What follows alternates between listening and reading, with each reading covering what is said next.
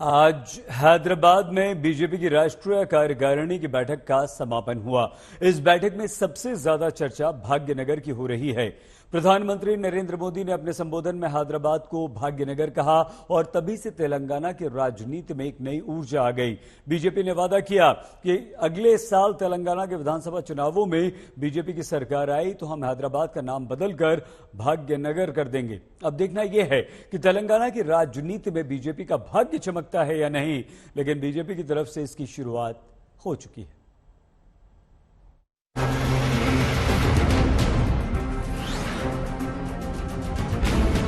ये टीआरएस के गढ़ में बीजेपी के मिशन तेलंगाना का शंखनाद।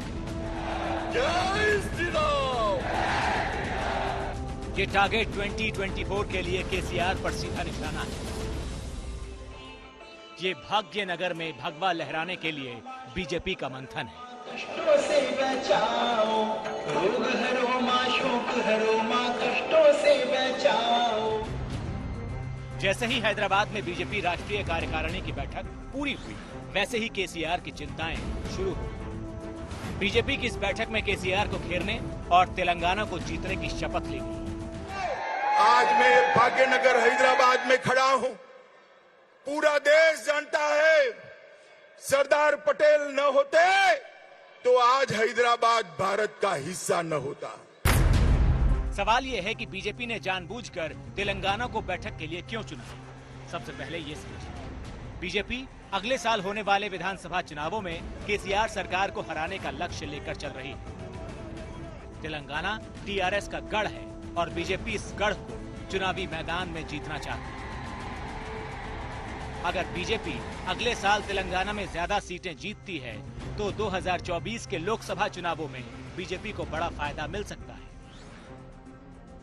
2024 लोकसभा को देखते हुए बीजेपी को लगता है कि हिंदी बेल्ट में वो पहले से ही टॉप पर है और उससे ऊपर तो बढ़ नहीं सकती। ऐसे में बीजेपी को सीटें कम होने का खतरा है, इसीलिए ऐसे राज्यों को चुना है जहां बीजेपी को आगे बढ़ने की संभावना है और इस लिस्ट में एक नाम तेलंगाना भी है।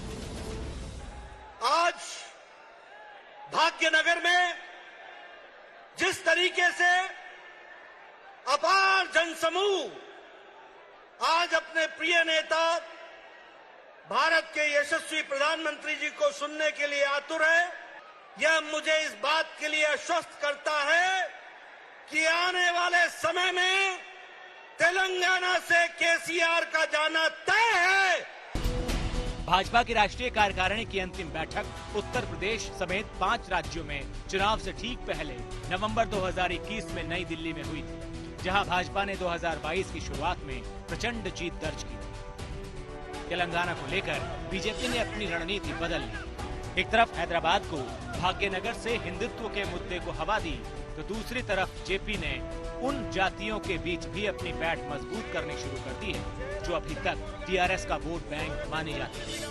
इसके अलावा बीजेपी ने तेलंगाना के मुख्यमंत्री केसीआर के खिलाफ आक्रामक तेवर की मात्रा भी बढ़ा दी। इन सारी वजहों से बीजेपी को तेलंगाना में पिछले कुछ वर्षों में बढ़त भी मिली।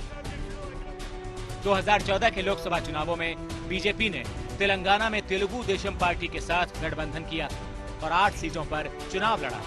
बीजेपी को इन 8 सीटों में से महज 1 पर जीत मिली। लेकिन 2019 के चुनावों में टीडीपी का सफाया हो गया और बीजेपी ने 4 लोकसभा सीटों को जीतकर सबको हैरान कर दिया। इसके अलावा टीआरएस 9 पर आ गई, कांग्रेस 3 पर जीती। बीजेपी का वोट शेयर 2014 में 10.5% से बढ़कर 2019 में 19.5% हो गई। ये बहुत बड़ा बदलाव नहीं था, लेकिन सबसे हैरानी की बात ये रही कि निजामाबाद में केसीआर की बेटी कविता बीजेपी के अरविंद धर्मपुरी से हार गई। अरविंद टीआरएस के पूर्व नेता डी श्रीनिवास के बेटे हैं। इस हार ने बीजेपी को एक सियासी किक दे दी।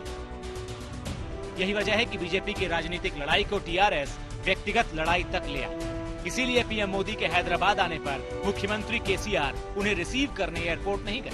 केसीआर जी ने व्यक्ति का अपमान नहीं किया, संस्था का अपमान किया है।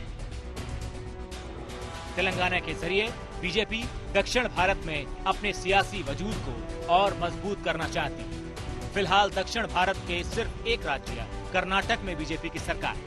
आंध्र प्रदेश, तमिलनाडु और केरल जैसे राज्यों में पार्टी कमजोर है। ऐसे में तेलंगाना के रास्ते बीजेपी दक्षिण में अपनी पैठ बढ़ाने की भी कोशिश में है। इसीलिए तेलंगाना की ये लड़ाई केसीआर के लिए नई मुसीबत लाने वाली साबित हो सकती है।